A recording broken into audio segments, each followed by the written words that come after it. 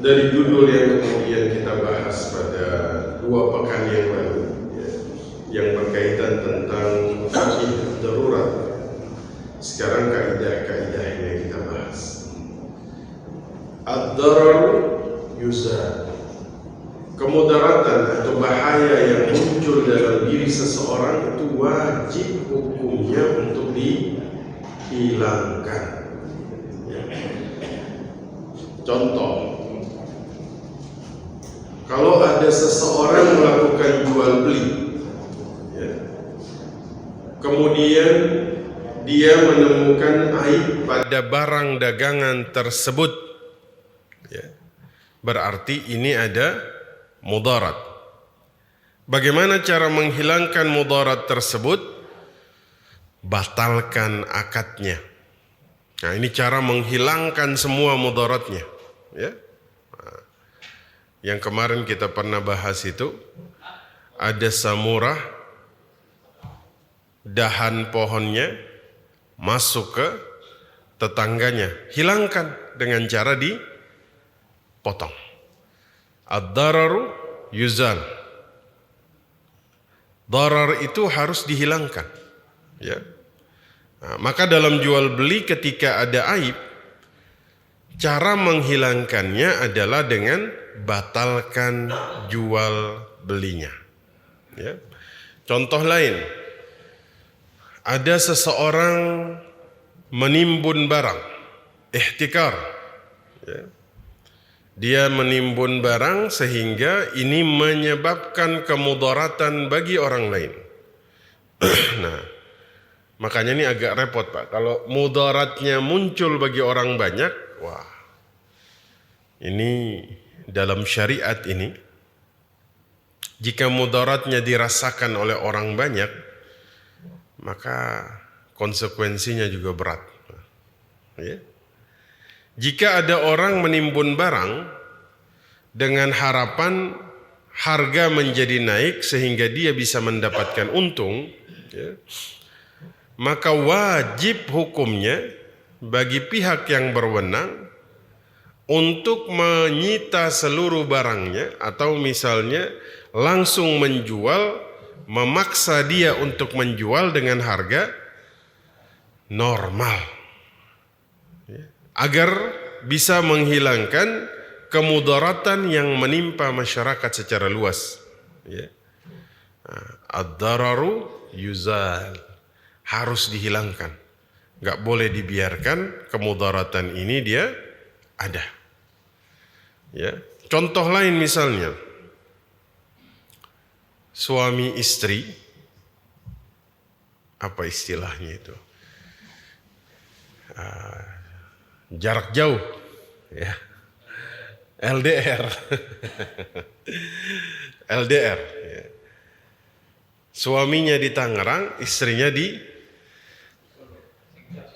Cipondo, sama-sama dekat. Misalnya suaminya di Tangerang, istrinya di Surabaya, ya. Nah, ini kan menyiksa kedua belah pihak, karena baik suami ataupun istri itu punya hak, ada namanya itu hak istimta, ya. Kalau kemudian ini enggak dihilangkan, atau hak ini enggak terpenuhi, suami enggak dapat haknya, istri enggak dapat haknya, hak istimta, ya. Hak istimta ini ya hak kasih sayang, ya. Hak untuk ini, ya, berkasih-kasih. Maka bisa muncul kemudaratan. Bisa muncul kemudaratan, ya.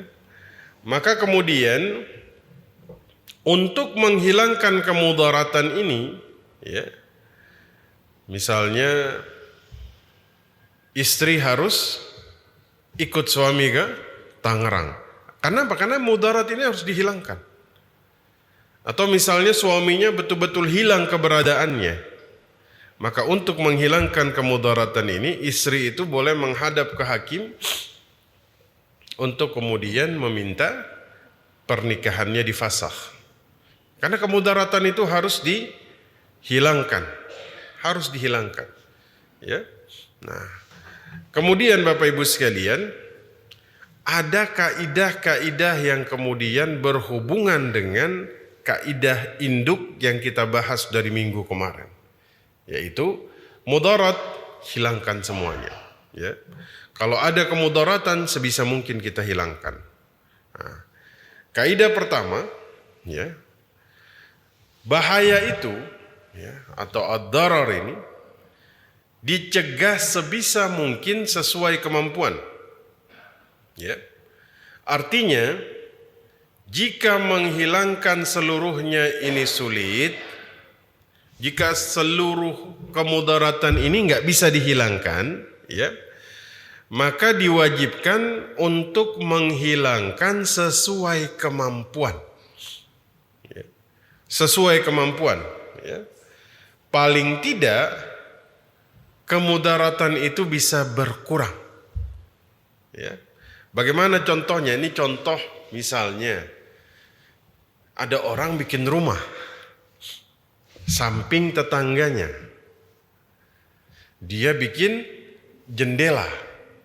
Jendela ini kebetulan menghadap ke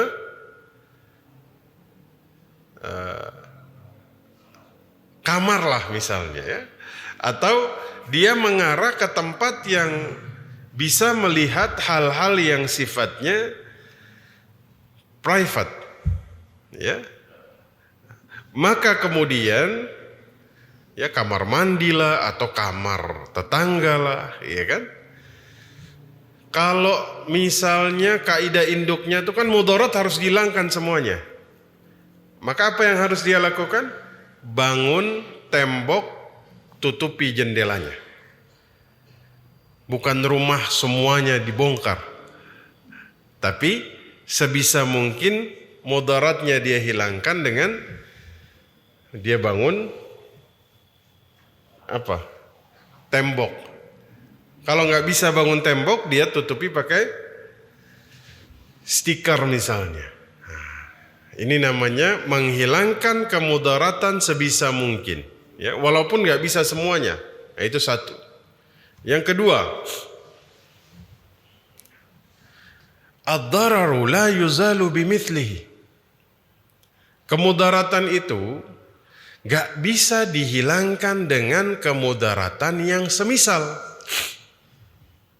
Jadi ada kemudaratan, cara menghilangkannya dengan mendatangkan kemudaratan yang sama. Ini yang terjadi di pinjol ini. Sudah dia pinjol, terjebak hutang, untuk menghilangkannya dia pinjam lagi di pinjol yang lain. Ini kan namanya menghilangkan kemudaratan dengan kemudaratan yang semisal. Bahkan di sini bukan semisal Bapak Ibu, tapi lebih besar. Kenapa? Karena bisa jadi di pinjol yang baru bunganya lebih tinggi, betul? Makanya kita tuh nggak boleh menghilangkan kemudaratan dengan mendatangkan kemudaratan yang semisal, apalagi kemudaratan yang lebih besar, ya. Nah, itulah contohnya apa? Terjebak pinjol, ngilanginnya pinjam di pinjol yang lain. Itu nggak boleh. Kenapa? Karena kemudaratannya sama, bahkan lebih besar. Contoh misalnya, contoh yang lain, ya. Ini misalnya, ini kasus ini terjadi ini di daerah, kalau nggak salah itu sudah lama, ya. Ini tahun 2000-an. Ya. Jadi dia diancam dibunuh. Kalau dia nggak membunuh, maka dia dibunuh. Akhirnya dia membunuh karena dia takut bunuh. Salah ini Pak. Kemudaratan ketika dia dibunuh itu nggak bisa dihilangkan dengan cara dia membunuh orang lain. Kecuali gosop. Gosop itu kan pernah kita bahas kan. Misalnya mau dibegal. Mau dibegal itu kan hartanya memang mau diambil. Maka pada saat dia membela dirinya, pada akhirnya yang mau begal terbunuh. Kalau dia yang terbunuh, maka statusnya syahid karena mempertahankan harta. Tapi kalau begalnya yang terbunuh, statusnya tuh lawan dari syahid Pak. Matinya itu menggenaskan ya. Maka nggak boleh kita menghilangkan satu kemudaratan dengan memunculkan kemudaratan yang baru atau lebih besar ya. Atau misalnya begini, ini ada seseorang fakir, dia fakir ya. Untuk makan sehari-hari aja dia sulit. Dia juga punya keluarga juga sama fakirnya. Uang dia semuanya dia kasih untuk membantu keluarganya yang fakir. Ini mudaratnya, yang satu menghilangkan mudarat yang ini, tapi yang ini muncul mudarat yang lebih besar. Ya, jadi kita tuh nggak boleh menghilangkan satu kemudaratan dengan kemudaratan mendatangkan kemudaratan yang lain. Ya, makanya masya Allah dalam syariat ini diatur secara terperinci sehingga kita tuh tidak menemukan di dalam syariat yang lain mengatur tuh sampai seperti ini, insya Allah. Ya. Yang ketiga Bapak Ibu sekalian, ya. Jadi kalau misalnya ada mudarat yang besar, hilangkan dengan mudarat yang kecil, itu masih boleh. Mudarat yang besar dihilangkan dengan mudarat yang lebih kecil, itu masih dibolehkan. Tapi kalau mendatangkan mudarat yang sama besarnya, itu dilarang seperti yang tadi ya. Ya, seseorang dihadapkan pada dua mudarat. Ya. Jadi dia dihadapkan pada dua kemudaratan, maka dia di sini ya melihat bahwa mudarat yang satu ini kayaknya lebih besar dari mudarat yang satu ini. Maka wajib hukumnya bagi dia untuk menempuh mudarat yang lebih kecil. Ya. Jadi kalau di depan dia ada dua kemudaratan, pilih yang mana Bapak Ibu? Pilih yang paling kecil kemudaratannya. Nah ini yang kemarin kita bahas. Di tengah jalan gak ada apa-apa, yang ada hanya babi. Sudah gak ada makanan apapun. Ya. Kalau gak dimakan dia mati. Nah ini mudaratnya ada dua ini. Mati, makan babi. Mana yang lebih besar mudaratnya? Mati lapar, makan babi. Mana yang lebih besar mudaratnya? Mati. Maka dipilihlah mudarat yang lebih kecil, yaitu makan babi. Ya. Gak ada air sama sekali, yang ada cuman khamar. Walaupun khamar ini Bapak Ibu sifatnya itu bukan menghilangkan haus, kita tahu itu. Ya, khamar itu sifatnya bukan menghilangkan haus. Tapi ketika Bapak Ibu misalnya makan terus keselak. Keselak itu bisa menyebabkan kematian? Bisa. Dia sudah keselak, dia cari-cari nggak ada air. Yang ada khamar. Boleh dia minum? Boleh. Kenapa? Karena dia memilih mudarat yang lebih kecil. Kalau sampai dia keselak, dia mati, ini mudarat. Dia minum khamar, ini mudarat. Tapi mana yang paling kecil, Pak? Minum khamar pada saat itu. Ya. Ini yang hobi minum khamar ini kagak keselak, kagak darurat pada minum. Iya kan? Mati juga entar. Iya kan? Khamar itu tidak ada sumber segala dosa tuh ada di situ Bapak Ibu. Ya. Ada di khamar. Ya.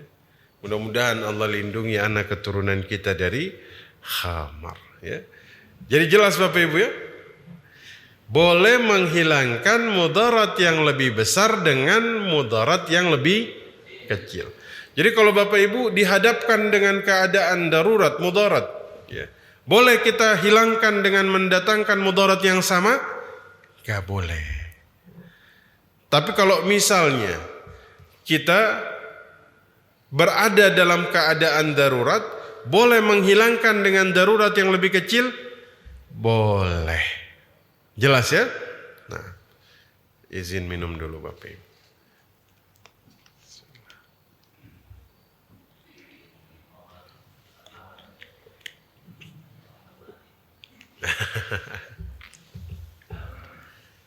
Kalau nggak salah di kita Tangerang ini kan nggak ada yang boleh jual khamar kan? Pabrik bir ada. Jualannya nggak boleh, tapi pabriknya ada. Jadi dulu tuh pernah datang guru kita dari Mesir ya. Terus dalam perjalanan Asmaul Husna ya, di sepanjang jalan, beliau kagum. Saya bilang, Syekh, ini kota akhlakul karimah. Oh Masya Allah. Di sini khamar mamnu, dilarang. Gak boleh ada yang jual. Nah, ba'da maghrib, ana ngajak ke daerah Lipo sana ya. Lipo Karawaci. Nah, jadi ajak muter-muter. Sampai di lampu merah, apa itu? Lipo.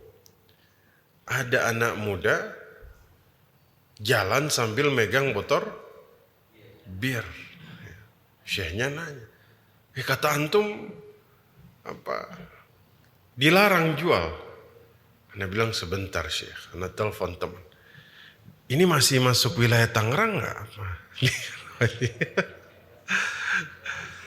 Udah di luar Ustaz katanya. Di luar apa? Kabupaten ya sama kota. Nah, selesai Anda bilang sama Syekhnya, ini udah daerah yang berbeda Syekh. Cari alasan. Ngeles. Beliau ketawa. Nah, yang keempat ya. Yang keempat ini ya, tadi ya kadang-kadang dia hampir sama dengan yang ketiga tadi ya. Itu yakhtaru ahwanu syar'i. Kita tuh disuruh memilih bahaya yang paling ringan. Ya. Kita disuruh memilih bahaya yang paling ringan atau mudarat yang paling ringan, itulah yang dipilih. Nanti dalam muamalah, dalam ibadah semuanya ada itu. Kita pasti ketemu dengan hal-hal seperti ini. Ya. Sehingga kita tuh bisa bersikap. Ya. Misalnya nih contoh begini. Bapak Ibu tuh punya luka di bagian tubuh misalnya ya. Punya luka. Ya. Kemudian ini kalau sujud maka darahnya itu bisa mengalir. Maksudnya bisa keluar. Ya. Maka boleh bagi dia sholat tanpa melakukan sujud secara sempurna. Ya. Kenapa? Karena dia menghadapi dua dharar. Ya. Yang akan dia hadapi yaitu dia meninggalkan sujud, ya, atau dia salat tapi hadas, ya, salat keluar darahnya, hadas. Jadi ada dua ini, salat dia meninggalkan sujud, tapi salat dalam keadaan hadas. Maka di sini dipilihlah yang paling ringan, yaitu mungkin dia tidak sempurna sujudnya. Karena ini yang paling ringan. Ketimbang dia sholat tapi dia berhadas. Nah itu. Ya. Nanti dalam muamalah juga kemudian kita lihat. Ya. Kadang-kadang ini seseorang ketika dia paham ini, oh dia tuh lebih bisa kemudian untuk bersikap. Ya. Nah, sama seperti misalnya lagi berantem nih di kompleks ini, ya kan? Tetangganya berantem, terus tetangganya datang minjem golok. Minjem golok, dia tahu ini lagi berantem ini. Datang minjem golok buat apa lagi? Iya kan? Pada saat itu dalam pikiran dia nih kemungkinan besar nih pengen di apa namanya orang mau dibacok ini. Akhirnya dia memilih nggak akan saya pinjamkan.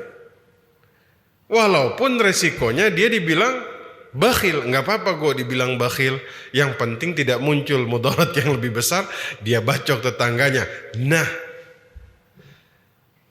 dia tahu tetangganya ini penjudi. Datang pengen minjem duit dan dia tahu ini minjemnya buat main judi atau pengen minum. Nggak apa-apa saya dibilang bakhil. Yang penting dia nggak main judi. Tuh. Itu namanya memilih bahaya yang lebih ringan. Bahaya mana Pak? Dibilang pelit apa dia main judi dengan hasil pinjaman kita? Bahaya judi. Kagak apa-apa saya dibilang bakhil. Tapi kaidah ini jangan digunakan secara umum. Semua yang datang minta bantuan ya udah nggak apa-apa saya dibilang bakhil. Enggak. Ini hanya dalam keadaan darurat. Ketika dia tahu bahwa ini orang memang minjem buat sesuatu yang melanggar syariat. Ya. Nah, kaidah yang selanjutnya Bapak Ibu terkait dengan fikih darurat kita ini. Ya. Dar'ul mafasid aula min jalbil masalih. Ya. Menolak kerusakan atau mafsadah Bapak Ibu ini didahulukan daripada memberi kemaslahatan. Ya. Apa maksudnya? Kalau seseorang dihadapkan pada kemaslahatan dan kemudaratan dalam waktu yang sama, maka mencegah kemudaratan itu lebih diutamakan daripada mengambil maslahah. Ya. Ini kalau kita ambil maslahah akan muncul mudarat. Ya. Apa yang kita pilih? Kita cegah madarah ini lebih penting. Ya.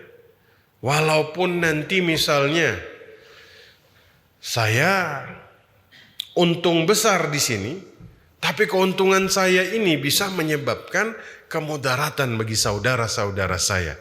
Maka saya lebih memilih tidak ngambil untung karena mencegah kemudaratan ini lebih diutamakan daripada mengambil maslahah. Tuh, bagaimana syariat mengatur. Ya. Bisa saja saya dapat keuntungan, bisa saja saya dapat maslahah, tapi orang lain akan menerima mudarat. Maka saya memilih tidak untung, agar orang lain tidak mudarat. Masya Allah. Ya, ini luar biasa.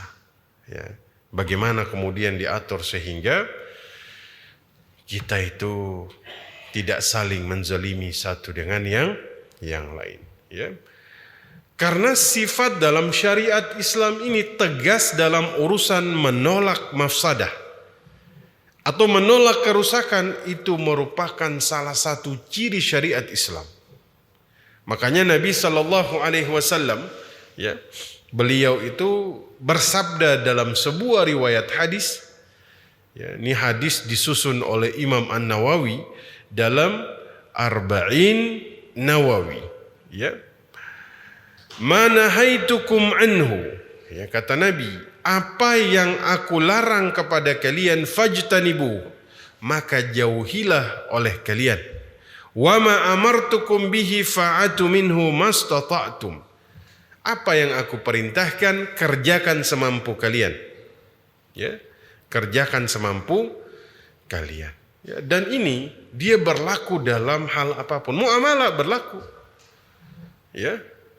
Hanya saya yang punya stok beras di kampung ini, sudah nggak ada lagi yang punya, gagal panen nih, ya kan?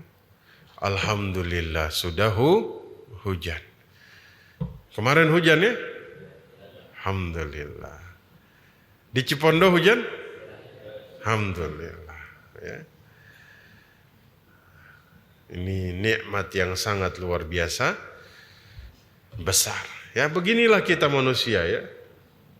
Hujan seminggu full, ya Allah tiap hari hujan, banjir.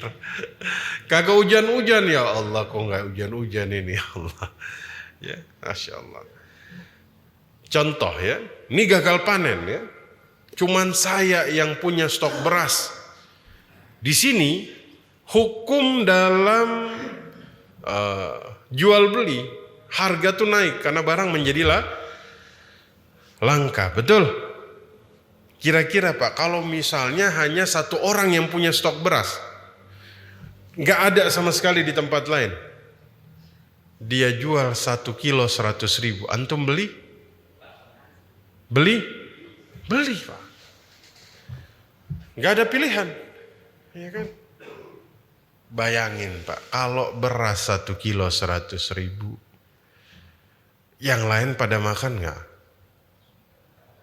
Kagak. Yang beras sekilo 15.000 aja, kadang makan kadang enggak, apalagi jadi 100.000. Saat itu di titik ini dia sudah kemudian dia nggak menimbun loh, artinya dia nggak menimbun barang. Di sini kesempatan dia untuk dapat keuntungan di hadapan mata. Tapi dia memilih untuk tidak mengambil itu. Kenapa? Mencegah kemudaratan didahulukan daripada apa? Daripada mengambil maslahah. Nah, di sini Bapak Ibu, ya. Kalau seseorang dihadapkan pada maslahah dan madarat, maka yang dilakukan cegah mudarat itu diutamakan. Nah, contoh kalau dalam ibadah itu, Bapak Ibu, kalau wudhu ini kan kita disunnahkan untuk menghirup air. Nah, tapi di bulan Ramadan, maka kita tidak melakukan itu karena mencegah mudarat air masuk ke dalam tenggorokan. Atau ada yang dilakukan istinsyaqnya sebanyak-banyaknya. Alhamdulillah. Adalah sedikit yang ya seteguk sedikit adalah masuk. Ini kan, maka kita tolak untuk kemudian mendapatkan sunnah istinsyaq ini di dalam wudu dengan cara kita cegah.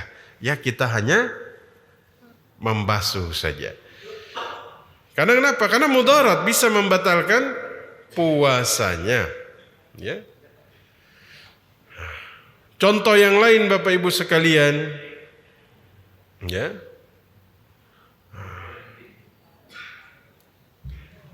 Seperti misalnya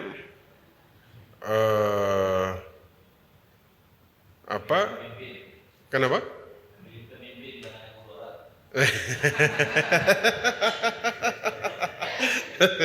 Ulah langsung diinterpretasikan sama beliau ya.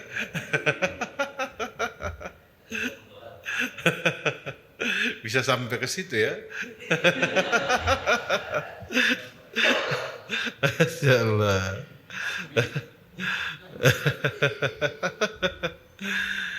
Mudah-mudahan Allah Subhanahu wa taala mudahkan ya. diberikan yang terbaik.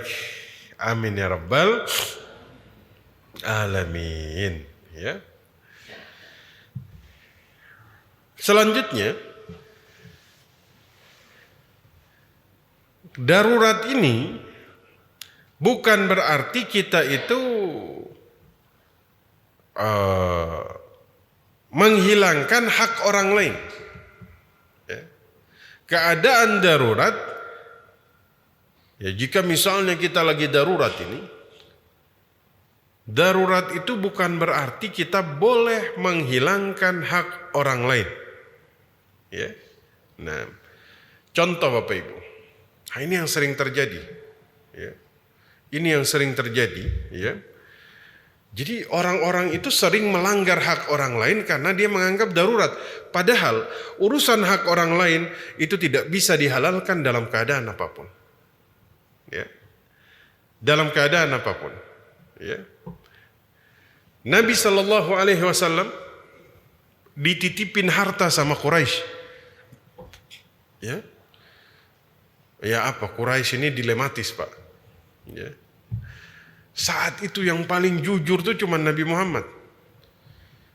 Tapi mereka tuh bencinya sama Nabi Muhammad luar biasa, Pak. Tapi nitipin harta sama Nabi. Aneh. Pernah nggak Bapak Ibu bencinya sama seseorang? Ya. Lihat mukanya saja sampai nggak mau. Misalnya ya, mau ketemu aja nggak mau. Tapi kalau nitipin harta, tolong dong jagain harta saya. Itu Nabi Muhammad. Quraisy ini lucu. Ya. Kenapa? Karena orang yang paling amin, amanah, itu Nabi Muhammad. Maka nitipin harta, titipin sama Nabi Muhammad. Nabi, waktu beliau dikejar untuk dibunuh, darurat nggak? Darurat. Harta yang dititipin kepada beliau, beliau bawa lari? Enggak, Pak. Dikembalikan. Padahal dalam keadaan darurat.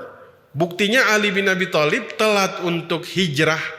Salah satu tugasnya, tolong kembalikan harta-harta titipan ini kembali kepada pemiliknya. Allahumma salli ala sayyidina Muhammad.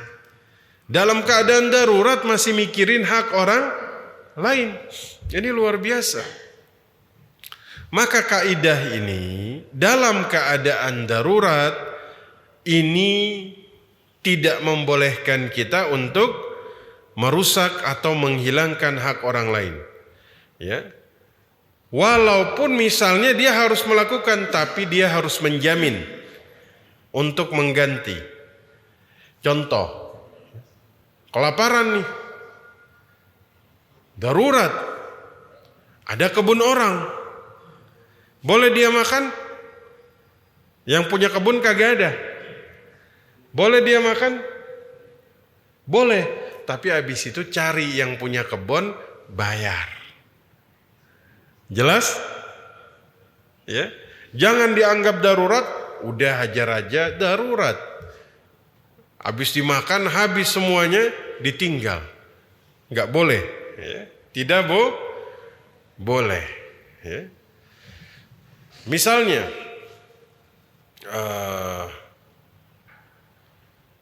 ada seseorang, ya, dia itu misalnya di laut lah ya, ini contoh. Ini kapalnya keberatan, Pak. Hampir tenggelam. Barang-barangnya kebanyakan nih. Akhirnya dia buang-buang itu barangnya. Hilanglah kemudaratan dengan cara membuang barang orang lain. Ingat, itu harus diganti. Harus diganti. Karena menghilangkan kemudaratan bukan berarti kita boleh melanggar hak orang lain. Jelas Bapak Ibu? Nah, kaidah yang selanjutnya, ya. Ad-darurat tabihul mahzurah. Tubihul mahzurah. Darurat ini dia membolehkan sesuatu yang tadinya terlarang itu menjadi boleh. Ya. Nah, ini yang dari tadi kita bahas itu masuk kategori itu. Minum khamar boleh?